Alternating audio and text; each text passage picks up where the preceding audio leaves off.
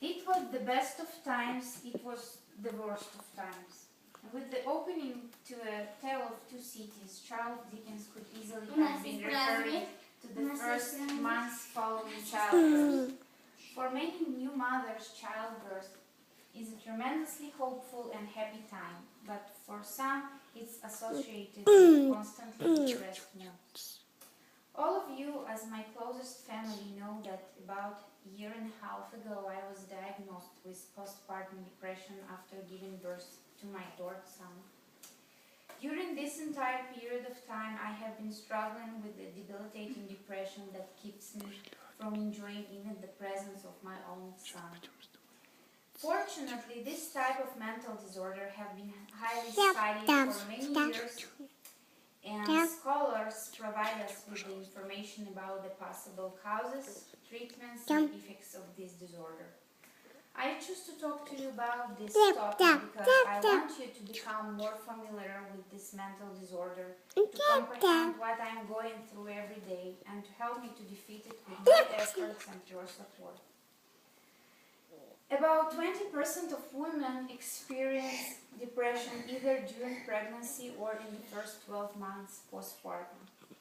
Maternal depression is an all-encompassing term for a spectrum of depressive condition that can affect mothers. As any other disorder, it has its symptoms. The most common ones are persistent sadness, frequent crying even about small things, feelings of worthlessness, inadequacy and guilt, loss of interest in caring for oneself, loss of pleasure or interest in doing things that once one used to enjoy. There is an evidence that a number of risk factors are associated with maternal depression. Women experiencing these risk factors should be watched carefully by providers and screened regularly postpartum.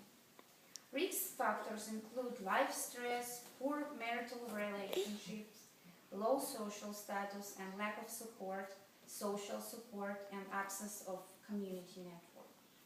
Some cases of postpartum depression may be linked to changes in women's hormone levels after they give birth, particularly in mothers who are already vulnerable to this depression. These women might have prolonged hormonal imbalances after childbirth, causing them to respond with excessive emotion to stressful events. As a result, they find themselves in a perpetual state of high arousal. Some social factors probably can exacerbate these biological underpinnings of postpartum illness. Prolonged sleep deprivation, for example, is a known risk factor for psychiatric illness and may help explain why for many mothers the onset of postpartum depression is gradual rather than sudden. From the earliest newborn period, infants are very sensitive to the emotional state of their mothers. Maternal insensitivity and emotional unavailability can influence the infant's ability to develop neurological capacity for arousal regulation, as manifested by increased infant irritability, distress, and crying. Depressed maternal behavior can contribute to compromised infant social, emotional, and to a lesser extent cognitive functioning during infancy and to the childhood. For women who are looking for help, common methods of treatment include psychotherapy and postpartum support groups, as well as antidepressant medication. The support of family and friends and the absence and chance to catch up on sleep can help to alleviate the exhaustion and sense of isolation so that can worsen the illness. It's a very interesting point that some evolutionary scholars offer an evolutionary hypothesis for the neural science of anxiety they saw in PPD diagnosed mothers. They believe that after the birth of a child, a period of high alert may have helped parents protect their babies from environmental harm in times when this was a faithless and all-consuming task. Those mothers who were more careful with the baby were more likely to have a baby alive, and thus to pass those genes, those compulsive genes and tendency to anxiety to their offsprings.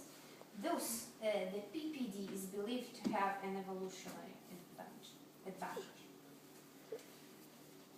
To conclude, the consequences of allowing maternal depression to go undiagnosed and untreated are detrimental to health of all mothers and their children.